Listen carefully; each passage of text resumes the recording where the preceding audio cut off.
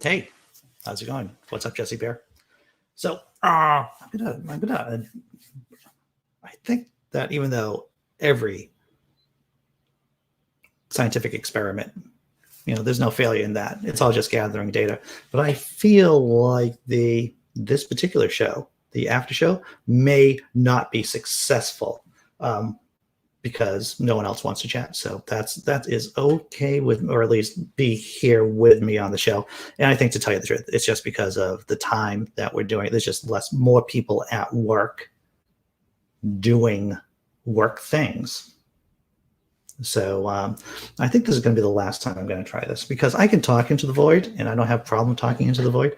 But, I think that I could be working on other creative pursuits, which they are legion, to tell you the truth. Small news is that my post about Lauren Boebert and Marjorie Taylor Greene has been, though met with acclaim by a variety. Simply Secular Dave. What's up, Simply Secular Dave? Hey, good morning. How you doing, man? I am doing well. I see you got some kind of cat contraption in the background. That's my pet cat, Velcro. Well, I took your advice when you said, if you have a cat in your stream, preferably on a cat tower, you get more hits, more likes. It doesn't seem to be working for me. It doesn't. I'm sorry to hear that. Although Velcro does have more friends on Facebook than I do already, so that's pretty good. It's clear that if you want popularity, one of the routes is by going cats, just going full cat. Absolutely, yeah. Yeah. So I was just mentioning that my latest blog post about Boebert and Greene having an adult film, the satirical piece, it's already been taken off of one Facebook page and denied from another Facebook page.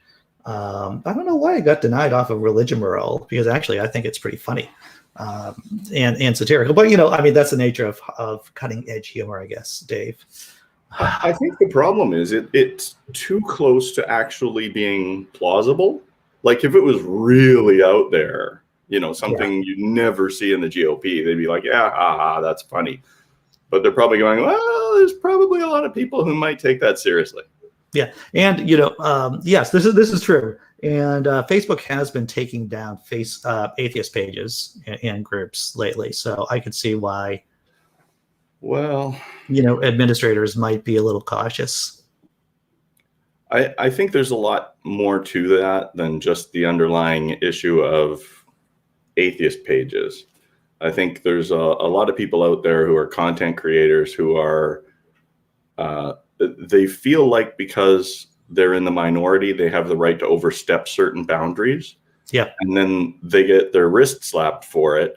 And it's like, oh, poor me, look what they're doing. They're trying to silence us. And it's something that we learned in the media over the last 10 years. We've learned that that's an inherent behavior, especially in younger people. So, yeah. It's, I've had this conversation with on a bunch of different channels, and I don't think people like the answer that I've given them when they've asked me about canceling. And it's like, well, most of the time, if you know the room that you're operating in, the basic rules. And that post I did, I knew I was pushing the boundaries, and so I don't actually hold it, against anyone who decides not to post it. Any of the Facebook groups I usually do, but it is. You got to know the room that you're operating in. So if and the rules change on social media, they just change without you knowing it. A lot of the times, it just like I had a buddy who got banned off of Facebook for like 30 days because of something he posted 3 years ago. Facebook was just going through his feed, and it's like, wow, that sucks.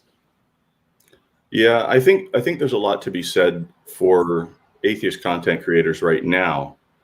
And I think a lot of people need to objectively, specifically the big hitters, the ones who are getting 1,000 or more views on their videos within 24 hours.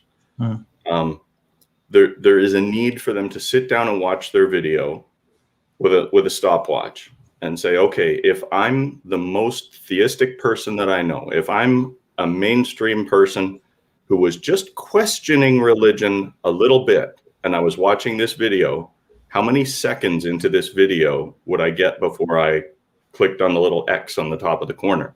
Because one of the problems is that they're making content that no one would watch. The other thing is the analytics then skews them away from more content like that, right? Yeah. The more times you close a TART live broadcast or an ACA broadcast or one of the bigger ones, right? One of the ones that's getting a lot of attention.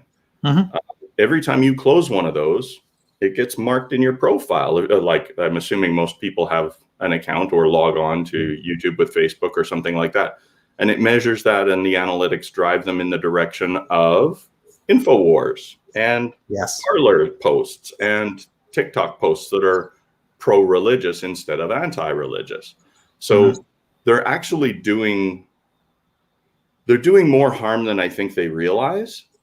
And there is an appeal to a show that is about atheists for atheists. I get that, right? I understand that. When you go onto a show and there's people talking about their sexual exploits from the weekend, they're drinking, they're doing drugs on screen, they've got a bong, they've got a vape going, they've got something else, they're talking about the tattoos they got on the weekend. There are zero questioning theists watching that broadcast 5 minutes in. Yeah. It seems as if you're going to go, that the algorithm pushes people either to go full-blown atheist. It pushes you into a niche, doesn't it? You have to be very careful about, it's also how people search for stuff too. And if somebody stumbles onto something that Matt Dillahunty made, and the first thing he says is, don't tell me how to talk. I can effing say what I effing want on my own effing show, and you can't effing tell me that. Click. They're gone, right? I have, at least I gotta grab my coffee. It's over here. Oh, sure, dude. Sure. For me, when I have been performing live, on stage, I know that I can't say all the crazy stuff that comes through my brain because I'm going to lose my audience. And so there's probably a fair amount of people who are fans of the whatever I do here on YouTube or on the blog. It's like, why don't you just do more hardcore atheist stuff, Andy? It's like, well, I'm not just, preaching to the choir. I want to talk to the congregation too at the same time. And there's this kind of give and take that I feel I need to do. And I don't think that helps me with the algorithm, Dave. I don't think it helps me with the algorithm at all. No. And in comedy, you'll hear people say all the time, I watch a lot of comedy. We've talked about this in text before. I watch a lot of comedy online. I love it. I think it's great. I don't think it's something I'm good at, but I appreciate the talent that people out there like yourself are putting out there. Thanks. But you hear them say all the time, ooh, okay, that's the line. All right, now I know. In the middle of the set, they say one joke and crickets. And they're like, all right, this is where we draw the line. Yeah, exactly. And that's what I try to do. I try to figure out what the line is and see who I can carry with me. See who I can carry with me on this crazy trip, whatever I'm doing here. Yeah, and then you get guys like Bill Burr and Jimmy Carr who are like, boy, did you guys come to the wrong show. It's true. It's interesting. I've heard Anthony Jeselnik say this, is that, the difference between a comedian and someone who's just an entertainer, right? The difference between the two is that an entertainer, when they see people aren't being entertained, they will switch it up. It's like, oh, you don't like, I'm going to put on my old timey voice. Oh, you don't like me doing this? Well, I'll start juggling, or I'll start playing the piano, or something. But comedians will be like, well, this is the act. It's like you're going to a music show, and suddenly you just realize that you're walking into a punk show, but you hate punk. Whose fault is that? for you not researching or not knowing, just assuming that comedy is just like this broad brush entertainment form, and it isn't. But that is a part of growing as a comedian. When you first start out, like I think I told you about Steve Hofstetter is building that. He bought an old church and he's building a stage That's and a right. comedy center in Detroit. Right. And it looks really cool. But that's a part of the process is when you first come into comedy, you're focused on, I've got to write good, funny jokes that are unique, that are mine, that are whatever. And you have a set list and you have memorized your jokes and you're starting out. And someone like yourself, who's been on stage and in front of the big lights a few times, you know that there is a time when you have to shift gears, when you have to change planes, when you have to make that adjustment and make it entertaining for all. You're never going to entertain every single person that's sitting in front of you, but you can get to most of them. Yeah, sure enough. And, I've heard Doug Stanhope say this too. That, he's very funny. Very funny guy. And he's like, if you're not walking someone, in your show, then you're not doing your job right. Paraphrasing Stanhope. And that's how I feel when I'm doing at least the blog. When I'm writing the blog, that if I'm not getting at least one hate comment or at least one person saying, don't quit your day job, then, I was just looking actually in between the two, in between the shows, I was just going, oh, I wonder what kind of hate comments I got on the blog today so far. And it's like, one from yesterday was the, still not funny comments. Oh, good. I irritated one person enough to actually read the post and then say how unfunny I am. And I feel like that's that's the bee's knees. If I'm going to use such bold language, that's just the bee's knees for me. I think that's fantastic. When you have got to the core of someone to the point where they've made a comment, whether it be positive or negative, but they come back every day to see what other garbage you wrote that they can comment about. That's a win. Yeah. And to tell you the truth, I might be a little on the spectrum. Might be a little bit on the spectrum. I think we all have a little bit of spectrum in us somewhere. No, I think so too. And half of what I do, whether here on the blog or in life, I just do for my own entertainment, to tell you the truth. It's like, maybe this is just some kind of self-soothing technique that I use to help control whatever's going on in my head. But a lot of it is just for my own entertainment.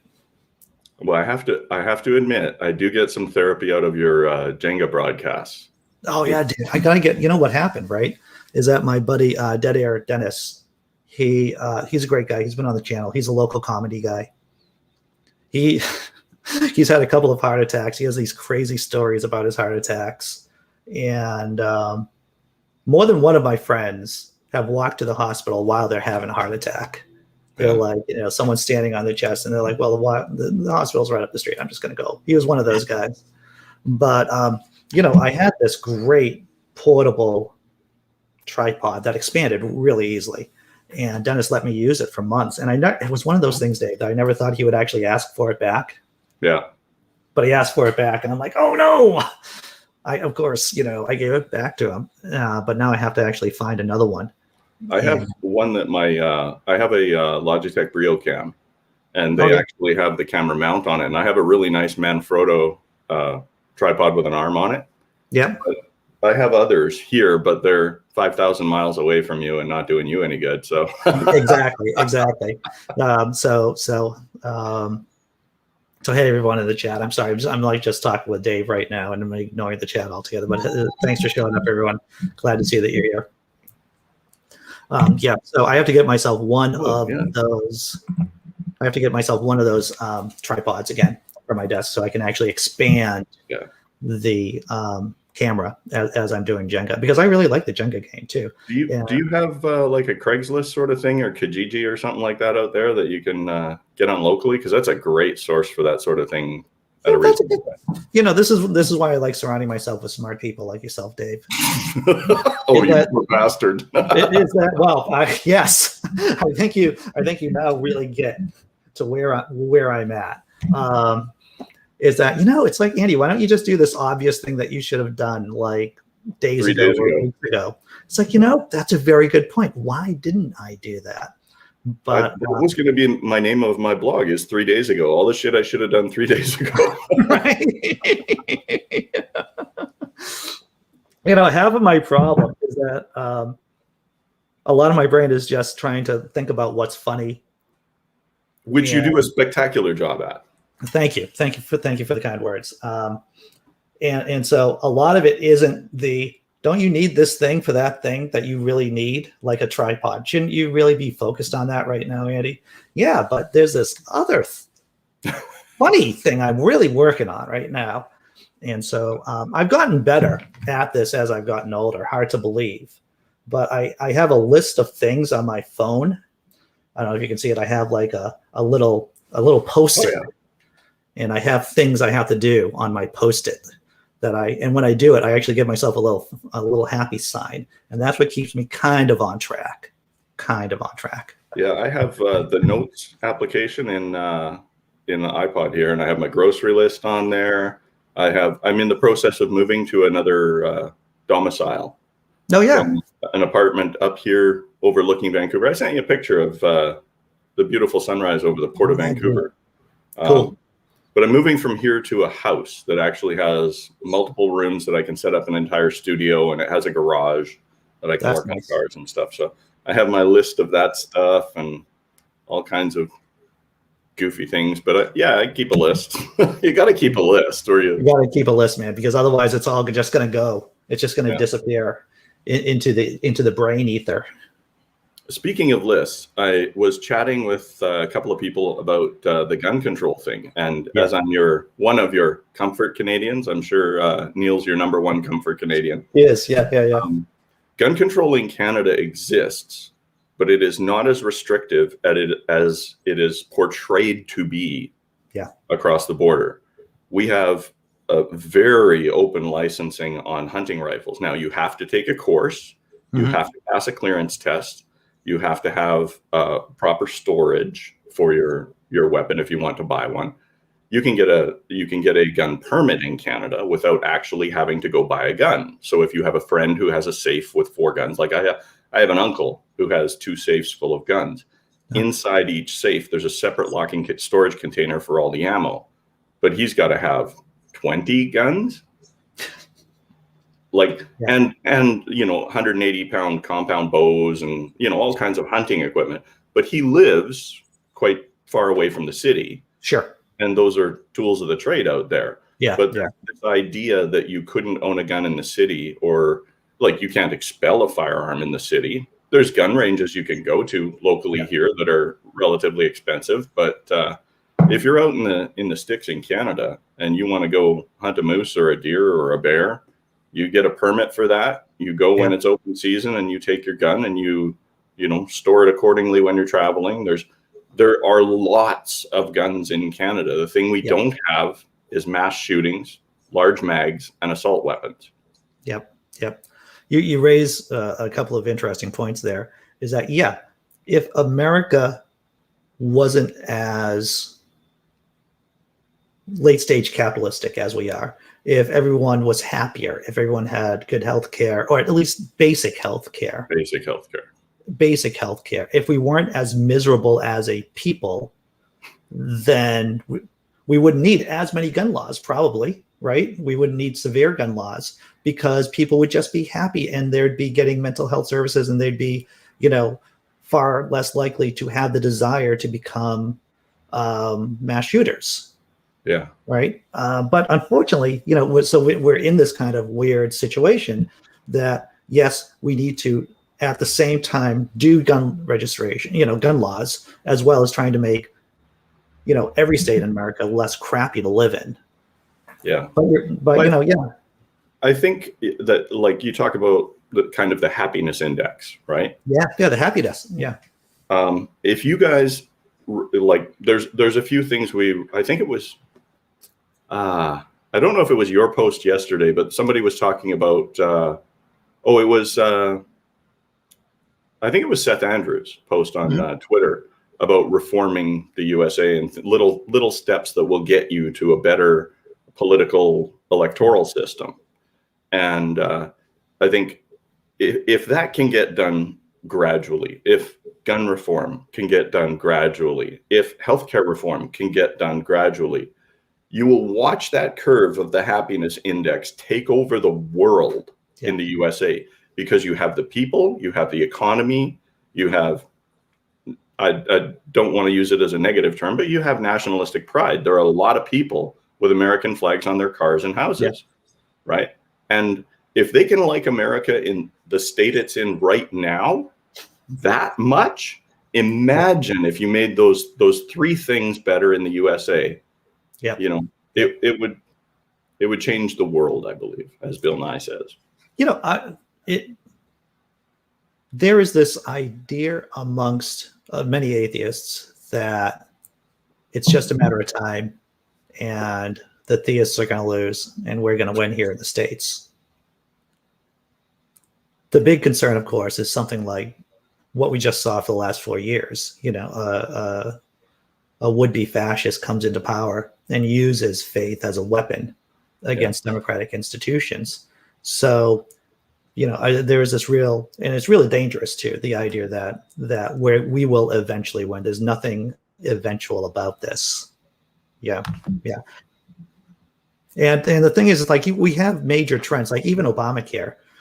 It's imperfect. It's imperfect, but that's probably one of the biggest strikes against faith in this country that has been done, just for the sake that by making people less miserable, allowing them to have access to some health care, that just creates a less miserable society where people will be less religious.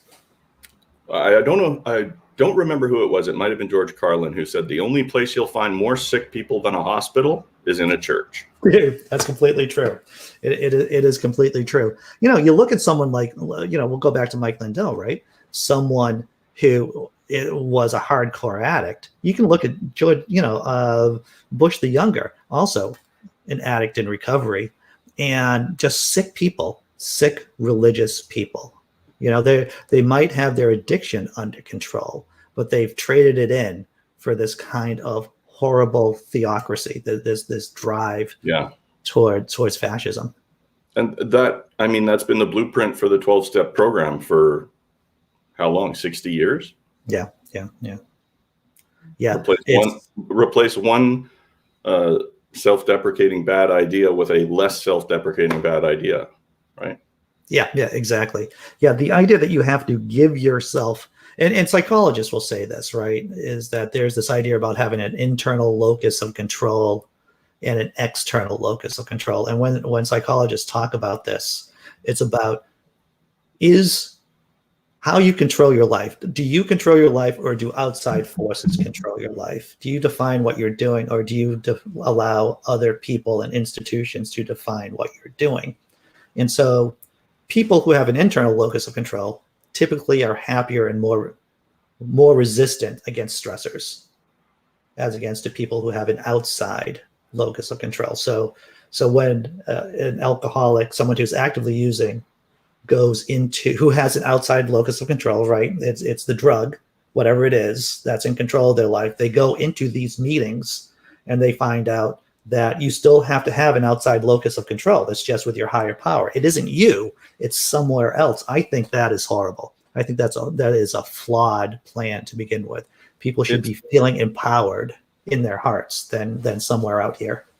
Yeah, that's always something that's always bothered me, is when people say, oh yeah, we won our hockey tournament, thank God. Right? Like, didn't you train? Didn't you practice? Didn't you come together as a team? Didn't you have a good coach? Yeah. Didn't you exercise? Yeah. You know, you could be grateful. You could be grateful without saying thank God. You know, I am grateful that we won. I am grateful that everyone put an effort in and that we succeeded. That kind of language. Honored and humbled that we won, right? Honored and humbled, exactly. You could be honored and humble as against saying thank God. Yeah, I agree. And I apologize to all the people in the chat who are far smarter than me and wish they could be in here, like Tobin and Brainbug and everybody else who's probably biting their lip and pounding their desk right now. That guy's an idiot. Well, I mean, I'm here to make you look good, Dave. I'm here to make you look good. So you look far, far better now with me, sharing the screen with me. Oh, geez, I don't know if that's true. I think Velcro there makes me look better than anything. Oh, cats. Yeah. Did you go visit any cats yet? We have not. We've done nothing but look online. Close the door. Sure. We've been looking at the MSPCA sites in the area.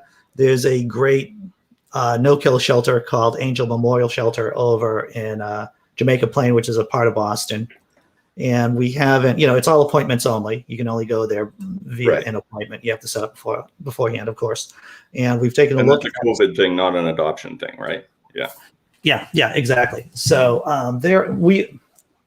we are having discussions about what kind of cat we want and what would be the right fit for us. At first, we're having these discussions about maybe not an older cat. But on the other hand, if we could give an older cat a home for the last few years of its life, maybe that would be nice too. And two things about that. One, not a lot of people adopt older cats, so that's a great thing you can do. And number two, if it's your first pet, older cats aren't going to live that long. And if you find that it interferes too much in your life, in 5 or 6 or 7 years, you won't have a cat anymore. Whereas if you get a baby cat, it could be 20, 25, 30 years. Oh, yeah. Well, it's interesting to point out, too, that, I'm 52. I'm going to be 53 in June. And we're born months apart, right? What's that? We're born months apart. June, yeah, for me, yeah. You're born in June? I was born in June, yeah. Oh, hell. Yeah. Well, we'll have to have a birthday stream. Oh, wow. That does sound like fun. Hopefully I'll be vaccinated by then too. It looks like I'll be vaccinated by that point. And so we could do a stream, and then maybe, in my heart, I'd like to do a stream as I do my pub crawl, because that's what I like to do, to tell you the truth, to do a little pub crawl in the area. That's what I did. That's what I've done in years past, is a little pub crawl. So yeah. Well, we could do Drinking Out Loud. Oh, dude, that's end of June. Yeah, we could do that. We could do that in June, actually. Let me look at my calendar, because I know that Neil has a guy coming on this Saturday, but we definitely haven't gotten anyone I'm just wondering what the... Oh, don't worry about it. We can work it out later. So actually, June 26th is the last Saturday in June. So how about if I put you on for Atheist Drinking Out Loud? So, sure. Yeah. All right, dude, you're on. You're officially on the schedule. I'm just checking my work rotation here. There was a shortage of a bunch of people today, so I didn't think I was going to get out, so I thought I'd join you here, and it looks like I didn't get dispatched today. There's desperate lack of things going on. But that's okay. Sure. I enjoy talking to you, and I enjoy watching the chat as much as I can here. Yeah, exactly. This is, I mean, when I'm doing this show alone, right, when I'm doing my own show, it's easy for me to bounce back and forth from the chat, kind of, sort of. But when I have somebody else on that I don't talk to a lot, I like just focusing on the other person as against the chat. But that's I guess an issue for me as an entertainer. My impression of you doing that is you do a great job of it, because not only do you engage with the chat, but you have the ability to skip over what doesn't need to be said or looked at. Well, that's the thing. Sometimes you can see the wheels going in my head. Yeah. It's like news story, look to chat, interesting. Oh, this is something that I can bounce off of. So maybe my ADD. Well, you see a lot of comedians who have ADD or ADHD. And I probably have more than just a smidgen of that. So bouncing back and forth from topic to topic is not incredibly difficult. And it's a lot like crowd work too. When you look at comedians do, entertaining live, it's joke, crowd work, maybe talking with people in the crowd and then going back to your joke or spinning something funny. So yeah, this has actually helped me quite a bit in working joke, responding to people. It's helped me, I think, as an entertainer doing YouTube. One of my all-time favorite live shows was watching Jimmy Carr, and he had said to somebody, they had engaged him, screaming to something he said, and he had engaged them and absolutely ripped these people apart. Yeah. And then he goes, "Are there any married people here?" And there's just silence in the crowd. Nobody wants to peep. Right. The thing is, people who contribute without being asked to contribute, even if they're not trying to be hecklers, that is a form of heckling in the fact that the entertainer is entertaining. And when you say something that's, that they didn't ask about, that's actually interrupting the flow of the show. But when a performer actually asks you for an opinion, then that's like the safe zone to start interacting with people, and that's not heckling. But yeah. I've seen with Steve Hofstetter and a couple of the guys that he does shows with, they do an after show where they do a Q&A. They do a whole thing, and they say, please, like during the show, no heckling. But he has those. I mean, he's ripped some hecklers in half pretty badly on his show, and that's actually. I think it was his comedian versus heckler video that actually blew up on social media that got him a portion of his fame. I mean, he was always a standard comedian, but he got important there for a while. And he's doing that thing with Ben Glebe and Chris Bowers now. Yeah. They're a funny group. They're a funny group. But yeah, they have that whole idea of, there's an interaction after the show for you. Ask your questions then, and sure. Don't be weird and throw the show off, especially because they record them all now, right? Yeah. I think the good thing about being a polished comedian, right, when you're watching a polished comedian, is that it seems as if it's all spontaneous, right? It just seems like, oh, I'm just thinking about this, or I was doing this thing the other day, and they're just talking to you as if we're talking right now. It seems like that, but that's only because it's so good. The typical comedian at a certain level has painstakingly thought about every single word in the bit to figure out what is the most powerful word to use to get the kind of response that they want. And so when people just kind of like butt in, they just think like, oh, he's just shooting the shit with me. And it's like, no, that's not actually what's happening, though it appears to be what's happening because they're so good at what they're at the art. It is a conversational art for sure. But that when it, I notice it because I don't know. I guess I've watched enough of it to realize. But when a comedian says, "So how many of you came here in a car?" They don't care how many of you came here in a car. They have a car joke. They have a car joke. It is it's a hammer. It's a tool just to get to the shtick, basically. Yeah, absolutely. No, I've never been out in the Midwest, Brainbug, just in the Boston area, down in Pennsylvania. Some clubs are opening up now in the Boston area, or at least soon. So maybe I'll go out and brave some live audiences. That would be fun. Yeah, out here, for those of you who don't know, I'm in Vancouver, British Columbia, Canada, in Metro Vancouver. I'm not too far from Neil the 604 Atheist or Randolph Richardson. We're all about a half an hour away from each other. And we've been opening up more and more, but opening up under 1/4 capacity protocols with distancing and proper methods and all that. I don't think any of the comedy clubs have opened up. Yeah. And I don't think any of them would open up at 25% capacity. I don't think they're viable out here. Yeah. It's a bang to buck ratio. Nathan Timmel, who's out in Iowa, which is like halfway between the two of us, he has performed at a few casinos, I believe, and a few comedy clubs that have opened up in his area. He's actually going to be on the show on Sunday night. He has a new book out, which I'm reading through right now, which doesn't suck. I know that is high praise for me. If I say, hey, this thing doesn't suck, it's actually pretty high praise.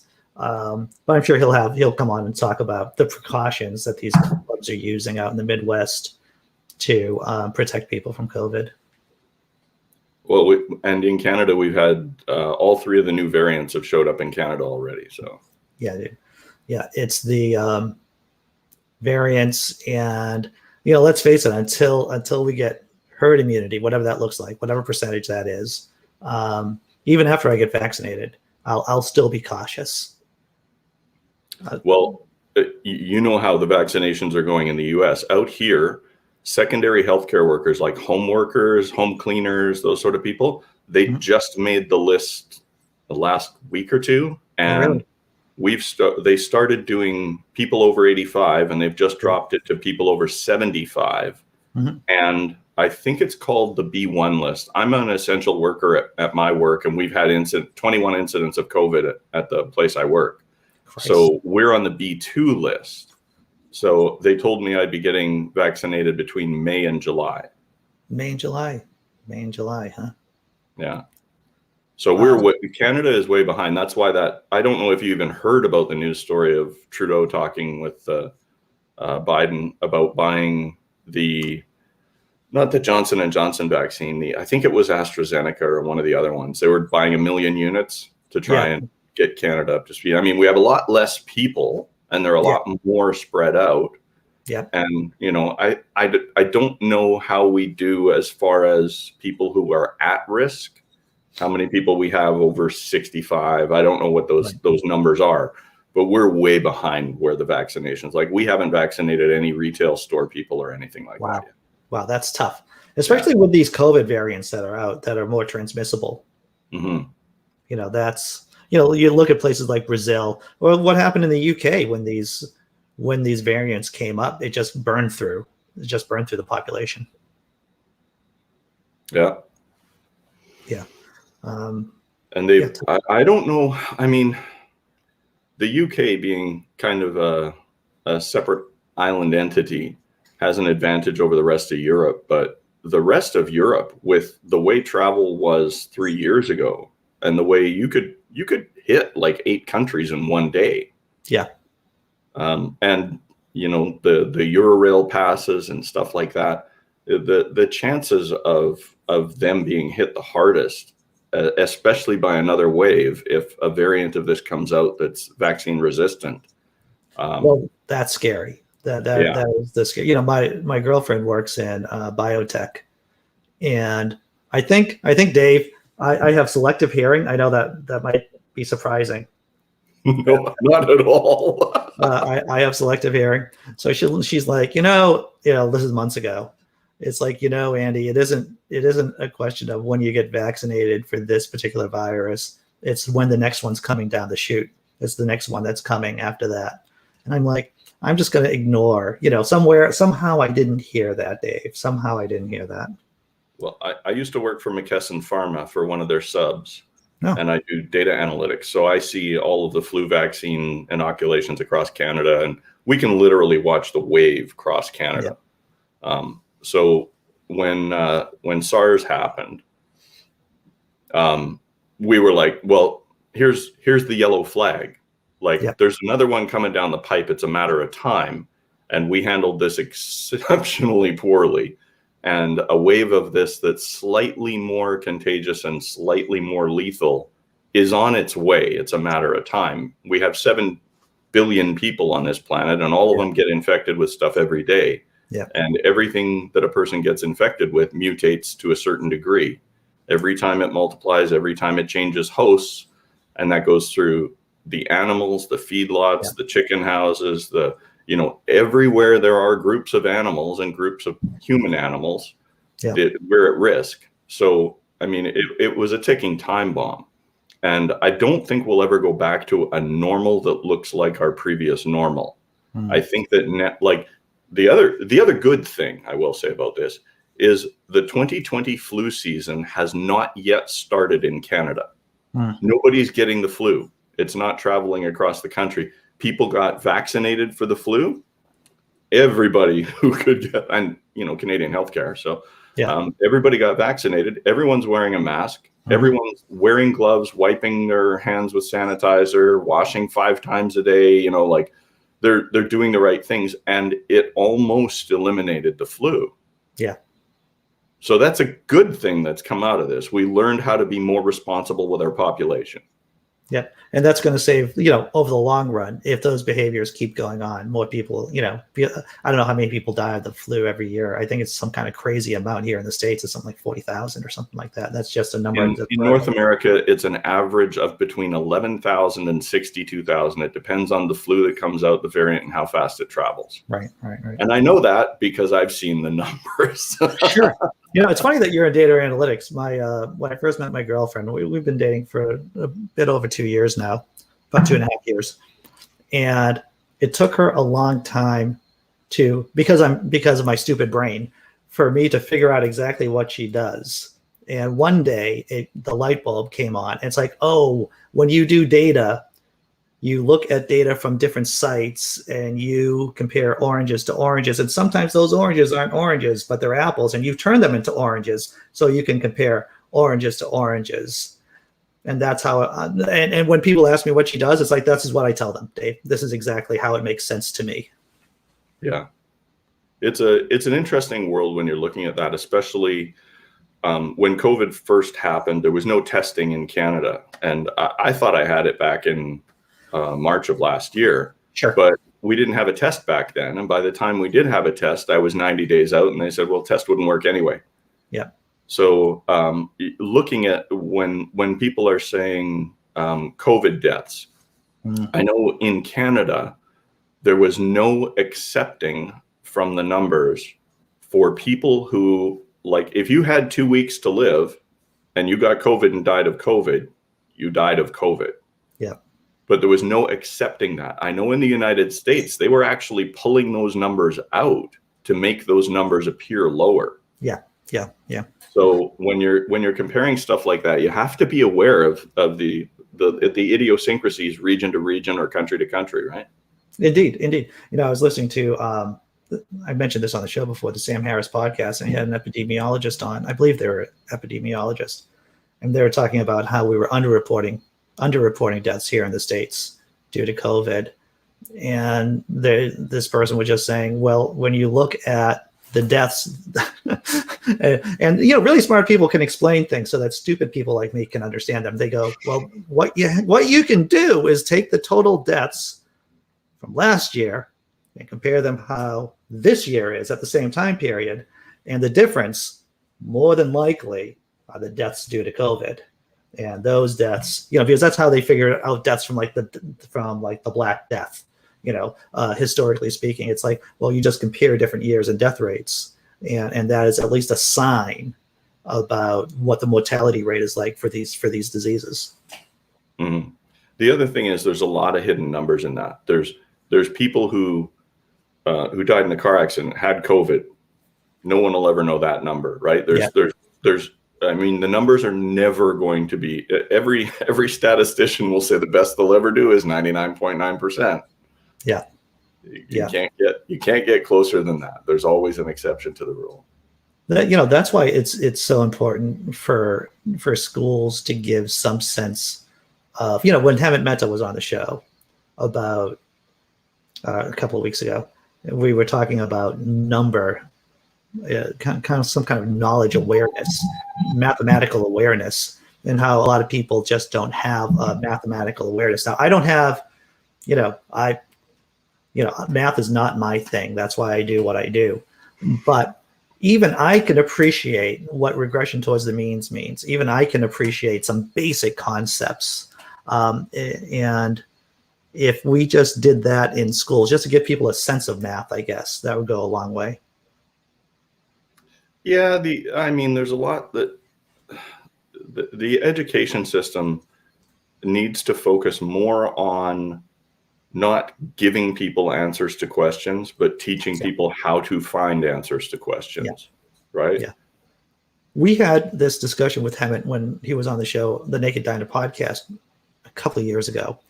And a light bulb, what he explained was that mathematics, just like science, it is a process, and it isn't a set of, it is a process to understand certain things, And that's against the way that I was brought up, the way that, back in the crappy school system that I was brought up in, it's like math is just a set of equations, basically, right? it wasn't really a process and way to understand. Right. And those are two very different things. And as soon as he explained it like that, it's like the light bulb went off in my head. It's like, oh, now I understand math a bit better. Well, I think at its basic level, when we go grocery shopping, math is valuable to us in a very tangible, specific, accurate way. But when we start talking about weather patterns or COVID vaccines or herd immunity or gun restriction, math allows us to look at it with a perspective that we wouldn't have at that basic level of adding numbers to people and adding, across the board. It gives you the ability to look at vast quantities with a reasonable understanding. Right. So let's just take the AstraZeneca issues over in Europe right now about the blood clots, right? So you hear about all these blood people coming down with blood clots, and there's, correlation doesn't mean causation. Just because people are coming down with blood clots and having the AstraZeneca vaccine at the same time or in close proximity doesn't mean that one causes the other. And I remember from my crappy statistics class I took as an undergraduate, when they talked about, well, what does a 1% occurrence rate look like in a huge population? What is a 0.01 incident rate look like in a huge population? When you look at the numbers, it's like, that's a lot of people. That's a lot of people, even if it only occurs like a very small percentage of time. Yeah. But the way I likened it to is, what's the 60,000 seat stadium in the United States? The Super Bowl one or Superdome, Pontiac Superdome. It used to be called. Sure. When you're looking at the, I think it was Tucker Carlson said, over 2,000 people have had reactions to this flu vaccine in the past, and yada, yada, yada, yada, yada. And they came out and I don't remember if it was CNN or NPR or somebody like that, but they said, here's how that number breaks down over the number of people who received that vaccine. Over 3 years, that vaccine was distributed to almost 1 billion people. So if you were sitting in the Pontiac Superdome 4 times, one of those people had an allergic reaction to it with no other problems, right? Like the numbers and the scope and the scale, it's difficult to get from looking at a finite number out of context to actually understanding what it means. Definitely. If you're willing to put a couple of bucks down for a scratcher, for a lottery ticket, it makes sense to get a vaccine. Yeah. That is the big deal killer right there. Do you buy lottery tickets? Yeah. The Simpsons. I don't know if you're a fan of The Simpsons. And you can typically tell how old a person is by what Simpsons season they reference. But there was a Simpsons episode from years ago where it's discovered that the reason why Homer's so stupid is because he has a crayon jammed up his nose. Oh yeah, I love that one. And that's a beautiful one too. So Moe takes it out of his head. Homer becomes smarter than he was with a raging IQ of 105. And then he decides that he doesn't like being smart. He has Moe take the crayon and puts it back into his nose, and he comes running back into the house with with lottery tickets. and I think maybe with extended warranties too. I'm not absolutely sure. Yeah. Oh man. Good stuff. Yeah, that is a blast. Yeah. Oh man. So Andy, I take it from your position on gun control that you don't own a gun? I do not own a gun, no. I've never felt the need to own a gun. I have fired a gun before. I went to a shooting range with a buddy of mine who collected a variety of antiquarian guns. So I shot a replica of an 1862 revolver, and I was impressed, to tell you the truth, because it's an explosion in your hand. Yeah.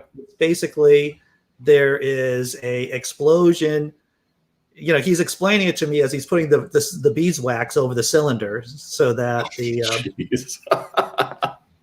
so that it doesn't fall out. Yeah. And I go, okay, well, this isn't going to be a big deal. And then it's like, I press the trigger. It's like, oh my fictitious God, look at that thing. It's like the fire, the smoke and everything. That was pretty impressive. I shot a little 22 rifle. Those are fun. I mean, if you're shooting targets, they're fun. Yeah. And then he brought this monster. It was a replica of like a Finnish rifle from like 1888. And I'm going to be honest with you. I barely had the upper body strength to actually to shoot that thing.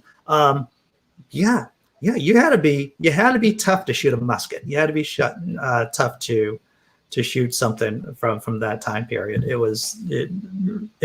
the thing is, like, even though it's like shooting the revolver was pretty cool, I didn't have any kind of epiphany, like any kind of deep set testicular epiphany or excitement from shooting the guns in and of themselves. Like I do get excited about certain things, like when I try them and the light bulb comes on in my head, or the Christmas tree gets all lit up. It's like, ooh, this is really fun. This is exciting. The gun stuff was interesting, but like I said, it wasn't an epiphany for me. Yeah, I think there is that sort of guttural reaction in some people. Like, I have a sport bike that does 150 miles an hour. I drive heavy equipment. I like big effective toys, and I've fired a bunch of guns. Down in the States, you can go to a shooting range and pay to blast off a few things. I've shot some guns up here, and I had a friend who was a U.S. Sheriff Service sniper and a guy in the Canadian military. My brother-in-law took me on the ships out here, and I actually got to play with the guns, but we didn't get to shoot any of them. Yeah. But the picture on my phone is actually me holding an M16. Oh, cool, dude. It's a Canadian variant called the C8. Okay, right. So I think guns are very effective tools for hunting, for protection, that sort of thing. But I also completely understand the whole idea of gun restriction and responsible gun ownership. And that's one of the things in Canada. If you can own a gun, but if you're a dick about it, they take it away and they fine you, or there's a penalty for that. Yeah, definitely. As well, there should be. Sam Harris, I've mentioned this before, had an interesting take on gun ownership, and he said, and I don't agree with Sam on everything because Sam Harris and I, we're on first name basis, but he said, having a gun license should be akin to getting a pilot license, right? To fly an airplane.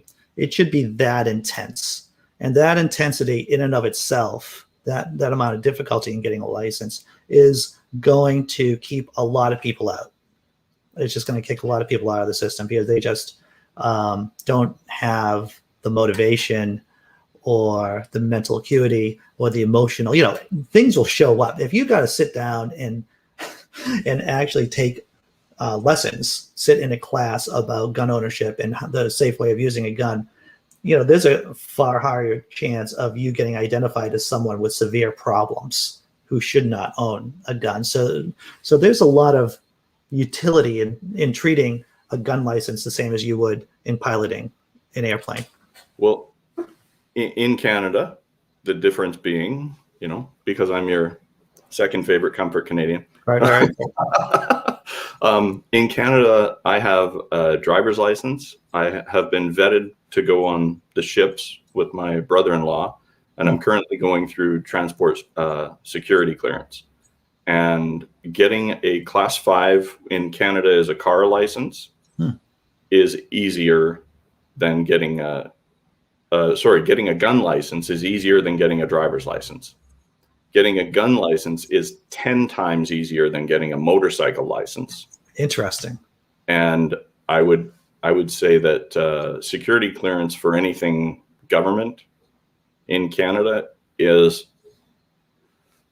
it's more difficult than getting a gun license. Like, people can get a gun license out here fairly easily. It's what we have the rules for is how you treat that once you have it, and what specific gun you're permitted to own, what ammo. Like, if you're caught with what they call cop killer ammo up here, you spend a lot of time in jail. Yeah. So That's good. Yeah. it's not going to rid every psychopath of the tools to do damage to people, but it's going to restrict easy access to them in a way. And when somebody is like, most of these people who've been involved in a mass shooting, most of them, not all of them, most of them have a criminal record.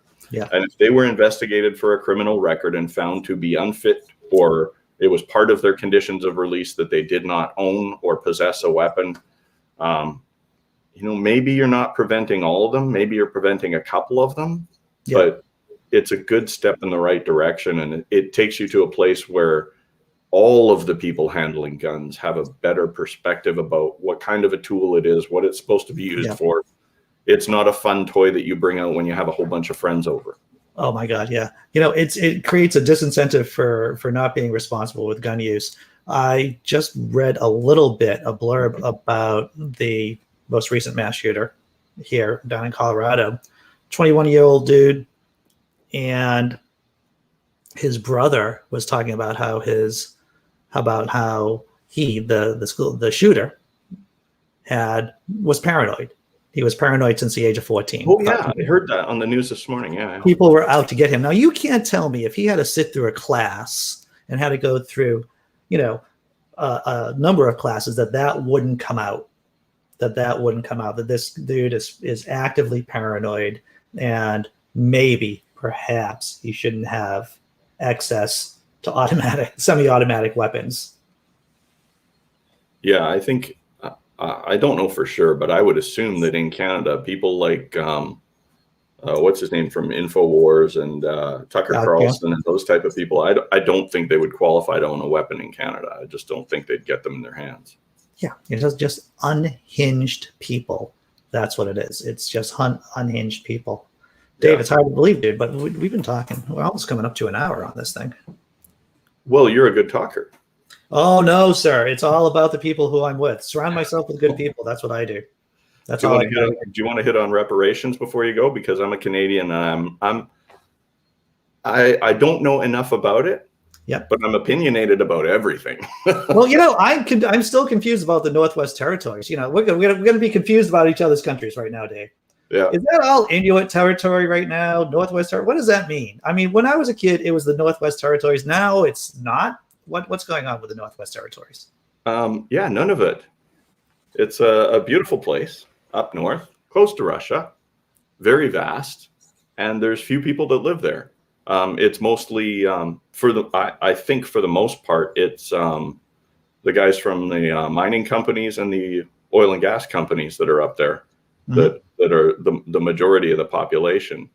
But yeah, it was. When you talk about change from colonialism to what is a better reflection of the country, I think that's all that was. Yeah. Is it managed by Native peoples? How, besides the name change, has there been any kind of structural changes up there?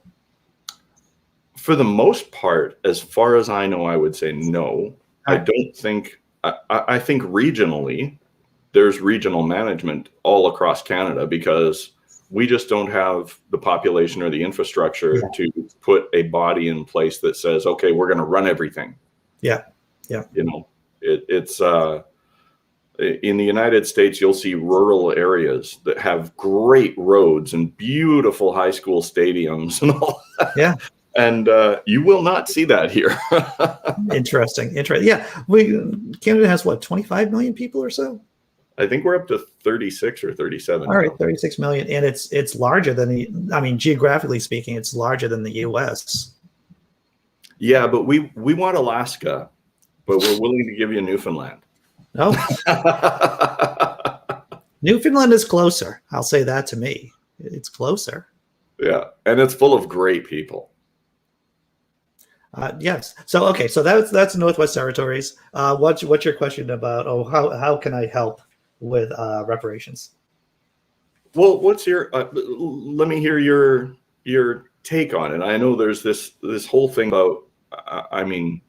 The history of the United States was steeped in in slavery. It isn't just slavery. It was No. after World War II. There was all of these. Levinstown is the classic example of a suburb being created with federal money. And the thing is about this particular suburb and other suburbs, in their covenants for each house, they could not be sold to black people. So you had affordable housing built with taxpayer money that was not available to black people. Levinstown is one of them. And so this is just an example. And let's face it, to build intergenerational wealth, it takes home ownership more or less here in the States. Most people's main asset, where they have most of their money camped, is in their house. So, so for my parents, when they died, when they will die, hypothetically, the money will come down, right? And so not only will it come down after they die, but they can borrow against that money. And so it creates this kind of wealth that goes from one generation to another generation. And because of housing policies, and redlining is another policy where demographics where races were basically balkanized, so that lenders wouldn't give money to black couples in white areas. And this happened for generations too. So this is some of the reasons, besides just, and I can't believe I'm saying this, it isn't just slavery. It's all the crap that has happened after slavery, with Jim Crow in the South and these other policies that have happened nationwide that have prevented black people from having the same benefits as people who look like me, basically.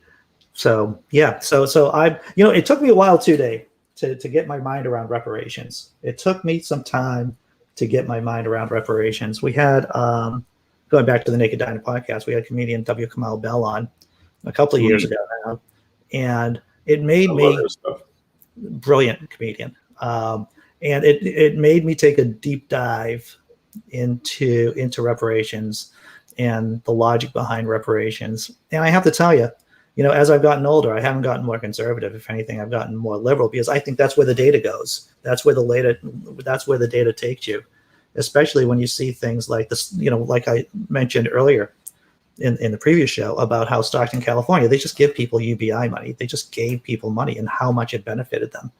Yeah. So yeah, just give people money. And one thing about that, it's been said many, many times by many, many people smarter than me. The fastest way you can boost an economy is by putting money in the hands of people who need to or want to spend it.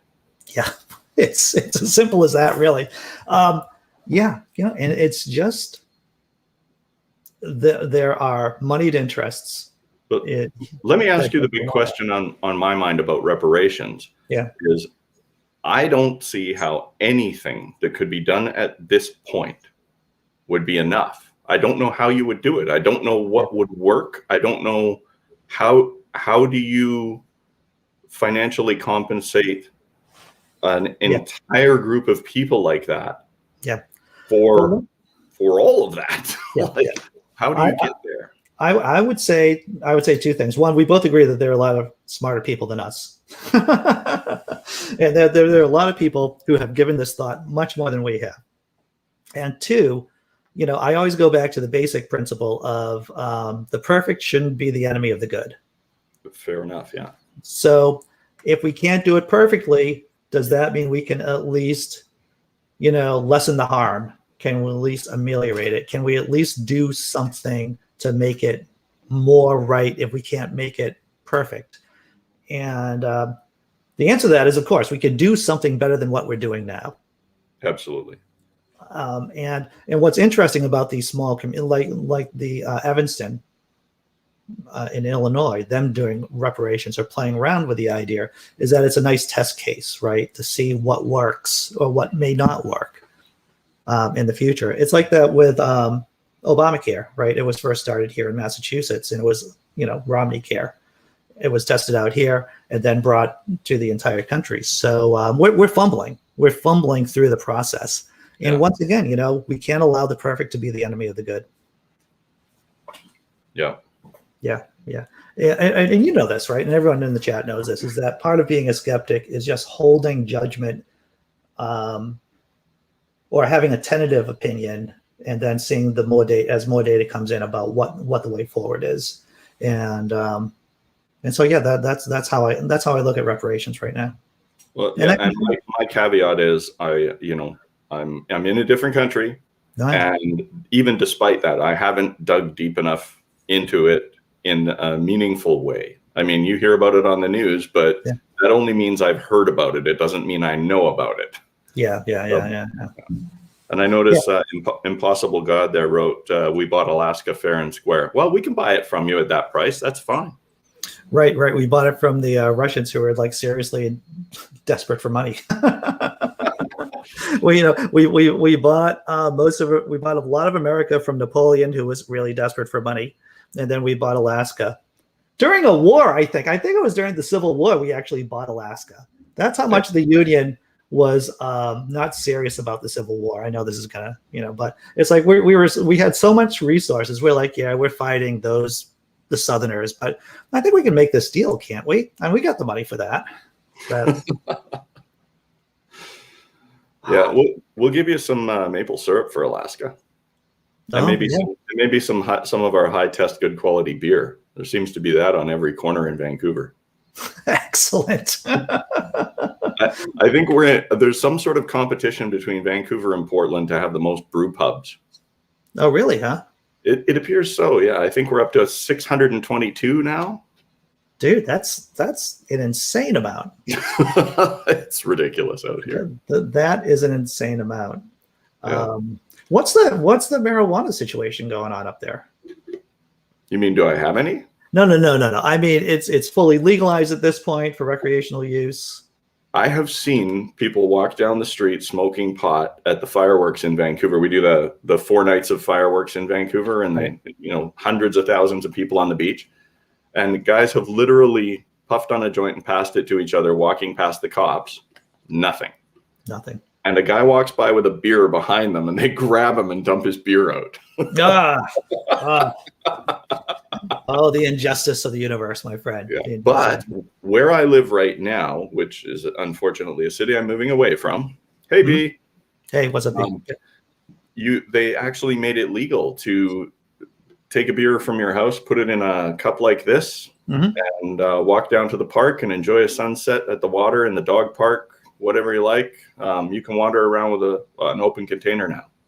But you can't sell beer, or you can't buy beer out there. But it's nice to know that you can take a bottle of wine to the park and have a nice little snack and a dinner on a bench and watch the sun go down. Yes. Yeah. I don't think society will fall if people are allowed to take a bottle of wine to the park. Years ago, we had a bottle of wine at the fireworks, and a cop on a horse went by, because I guess that's a Canadian thing. Cop on a horse went by, and he said, "Hey, put a blanket or something over that." We're like, "Oh, okay, cool." I hear dirty alcohol shame in public. No, but the marijuana situation, I mean, there was a spike in it. And I don't know if you know the kind of the commercial background of Canada, but the 2 biggest players in the marijuana industry merged about 18 months ago. Oh, okay. And then about 2.5 months ago, the 2 biggest players merged again. So it's becoming a giant monopoly. Well, I don't see what could go wrong with that, my friend. I don't see how that could be a problem. Yeah. That's interesting. Was the Mountie singing? Yes. They always sing. If they're not singing, they're humming softly to their horse. Nice. And you always, if you come to Canada and you see a Mountie, ask him if you can pet his horse. Wow. Because most of the time they will say yes. Yeah. But some of the time they're either busy, or they're surveilling somebody, or their horse bites. And it's always anybody's animal, a dog, a horse, whatever. But they're usually pretty cool about letting you pet their horse. I'll say this about my low-grade anxiety problem, is that at no point would I think to go up to a huge animal, right? I mean, horse, right? It's a big animal. At no point would I just go up willy-nilly and start like petting the horse without thinking anything could, I would ask. I would definitely ask. That's my default setting. I was fortunate enough years ago when was it Kurt Russell and Goldie Hawn that filmed Bird on a Wire up here? Yes. I I remember. I was working at a carpet store, and the brother or brother-in-law of the guy I was working for was the animal handler on that movie. No. And one morning he told us, everybody come to work at 5 a.m. I got a surprise for you. We're like, oh, that's kind of early. So we all meet up, we have breakfast, and we drive over to Vancouver has a couple of studio lots that are kind of big. Nothing like California, but there's a lot of movies that get done out here. Yes, indeed. So we drive over to the lot and go into the movie lot. There's an RV full of chimpanzees. There's a huge cage with a baboon. They're flying. They've got a giant warehouse there that was an old Canadian National Railroad building, and they're flying the predator birds around in the building, and we're watching them with the gloves and the meat and the whole thing. Right. And the guy brings out a 420-pound lioness from the movie. Oh wow! On like one of those pit bull chains, like the collar that has the spikes on it, so when you pull it, they dig through the fur. Yes. So he's got like a 10-foot chain with a lion on the end of it, and the paws are the size of my entire face. So that does beg a couple of questions. What is this doing out in the middle of the walkway? And I feel like it's a basic physics question. Like, how much force can that animal exert against the force that person can hold on to the chain? Because that was the first thing that spun through my brain. Yeah. Is that dude is nothing but a collar.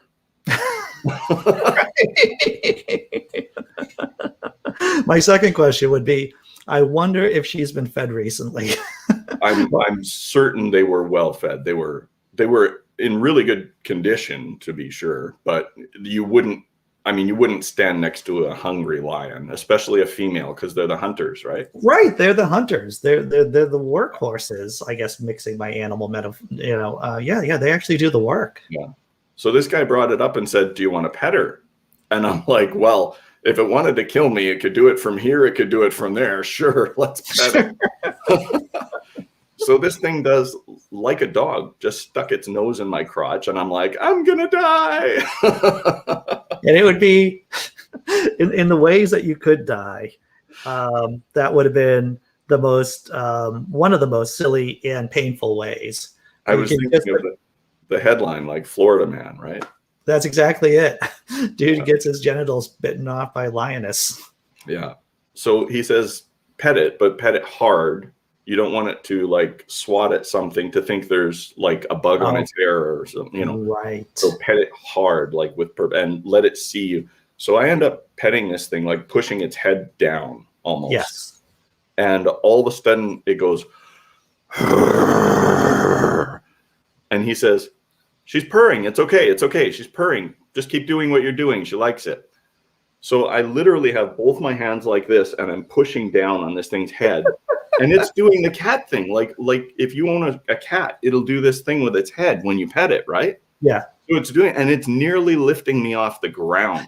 That's hilarious, dude. So I'm petting this thing and it's purring, and finally it turns its head sideways and he goes, "Okay, stop." And I stop, and the thing just kind of turns and walks around in a little circle and looks around, and he took it away. And I was like, man, that was pretty freaking cool. that was good. But I still feel like, looking back on it, I still feel sorry for the lion in captivity now, right? Oh, yeah. That is, I know we've had discussions before. I think Brain Bugs talked about what makes a good zoo, or what makes a good habitat for animals versus the good zoo versus the bad zoo argument, or what makes a good zoo a good zoo. Caged animals. I haven't been to a zoo for a long time, and I think the closest one that we have, the Stone Zoo here in Boston, it's got a wide area. There's a lot of space for the animals to be in. Yeah, we have the Vancouver Aquarium out here. Not to divert to another topic, but let's divert to another topic. Sure. The Vancouver Aquarium out here has been a great marine sanctuary for injured or animals that couldn't go back into the wild. Right.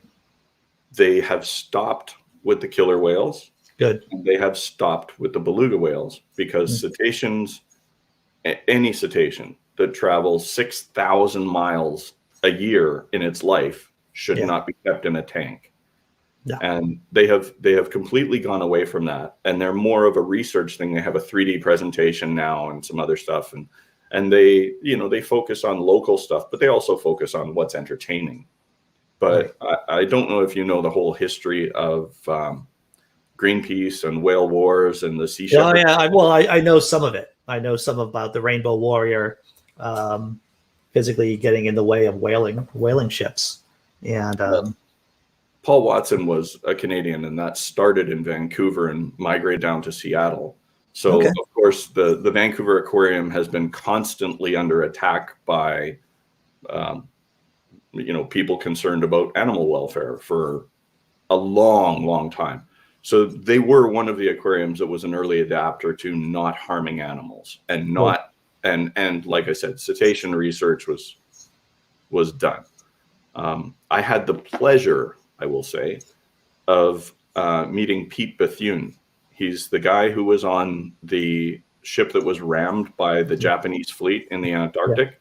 Yeah. I met him here in Vancouver and took him and his girlfriend for a beer because he was in town doing a speech, and I'm friends with him on Facebook.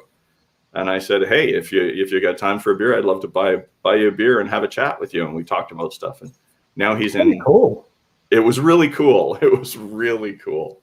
And he was telling me all kinds of stuff about his experiences, and he has a daughter. And anyway, so we got chatting about that, and now we still keep in touch. He's in Costa Rica. He was recently bitten by a fer-de-lance viper, which is like the 4th most toxic snake on the planet or something. Brain bug will know. Oh yeah. But his leg like doubled in size and all this. It was just a mess. But he seems to be fine from it now. They're back in their thing. They've got their ship rolling, and they're doing some more. They're training like a sniffer police dog sort of thing to help them with their anti-poaching, and they've got a ship with a drone on it that they can fly over and do all that stuff. Cool. I was reading an article lately, and I don't know if I saw this on PZ Myers' Twitter feed or not. I think I did, about how whales were able to figure out during the age of sail, and whaling during the age of sail, to swim against the wind so that the ships could not like sail after them, basically. So the whales had, and they were able to communicate this to other pods too. That's a Googleable thing if anyone wants to Google that, about whales being able to figure out how to avoid whaling ships during the age of sail. I found it interesting. That sounds really cool. I know for most of the whaling on the East Coast and what they still do in the Faroe Islands, they use power boats now, but back in the day they used rowboats with 6-man rowboats, right, to chase the whales down. I would not want to be in a 6-man rowboat under any conditions to begin with. But to try to hunt down the world's largest animal that ever lived, I think I would have like double, besides the moral implications, right? Yeah. Besides moral implications, I think I would, the rowboat thing. No, I don't think I could do that. I have to say, like in Vancouver, we're pretty blessed for, like, I live at the bottom of a mountain that's full of ski hills next to a river near the Pacific Ocean. We have the ability to enjoy ourselves in every different way. We live in Canada where we have good healthcare, and we have, decent enough roads and a good transit system. I'm pretty blessed out here. But one of the things that I love about here is every couple of years we get the killer whales will chase a whale into the harbor. And they'll actually put out like police boats and that to keep people away from them. Oh, yeah. But they will swim with the mother and baby will swim within 20 feet of like Science World downtown. Really? Like they're you can see them from the Stanley Park seawall. I'm going around one day, I see all these people with their cameras out, and I look up, I'm like, oh, a humpback whale. Very cool. Yeah, it's pretty cool out here. You got to like a little bit of nature in your life. And of course, Stanley Park is pretty amazing too. So, Well, going to the West Coast and going up to Vancouver is definitely on the short list of places that my girlfriend wants to go to, and that I want to go to too. I happen to go to places that my girlfriend likes to go to. I mean, that's no surprise there. But yeah, it's definitely one of the places that we want to go after we get our vaccinations and everything, and after everything's kind of settled down. I think it's going to be a while before the border opens. Is she the girlfriend or my girlfriend? I think she changes it up. I think she is. Oh, does she? But her official title is, the capital T, the girlfriend. So I will refer to her as my girlfriend, the girlfriend. Yeah. I haven't let it slip out. Well, the important thing is that I haven't said anything like my wife or anything like that, right? Because being divorced and 20 years married, that's a line I don't think I can cognitively. I don't think I've done that, but I've caught myself, Dave. That would be tough to pull back from. That'd be like, whoops, I'm in trouble. Yeah. I noticed at that point, I think I'm going to go have lunch, to tell you the truth. I think I'm going to have lunch. Because I could just keep talking, obviously. We can do this another day. Yeah, definitely. Well, I'm doing this whole crazy thing again tomorrow. Yeah, well, we'll see how work goes. I didn't get anything this morning, but there's a chance I'll be working this afternoon or graveyard. So. Oh yeah, well, graveyard. Yeah, that could be graveyardy. On that note, everyone in the chat, thanks for showing up. We're doing this thing tomorrow, and if anyone wants to join us in the after show tomorrow, there'll be links. You can join. Whoever shows up. That'll be great. Dave, yeah. Thanks for being here. This has been a lot of fun, and I learned things. It's been a lot of fun. I've always had. I think we chatted one time before on Neil's show on the after party, maybe. Yes. I don't make it that often to after shows, but yeah. I believe we had a couple of minutes. But I've been enjoying your show, all of your shows, for quite a while now, and it's been great to have you all to myself for an hour and 20 minutes. It's been pretty spectacular, actually. Fantastic. Well, once again, I like talking with people, and especially now that I don't see people because of COVID, it's great interacting with people through the screen. So for me and Velcro here, I'll say goodbye. Okay, good. You can do your show ending thing. All right. Take care. I'll see you all later, everyone. Yep. I guess I'll just leave it as that. I'm just going to leave it as that. Thanks for showing up, for everyone. And 9:00 in the morning tomorrow, the regular Disappointed Cat morning show. And then, of course, after that, we're just going to do an open room, just like we just did now. And I'm going to hit the magic button that ends the broadcast. Take care, everyone.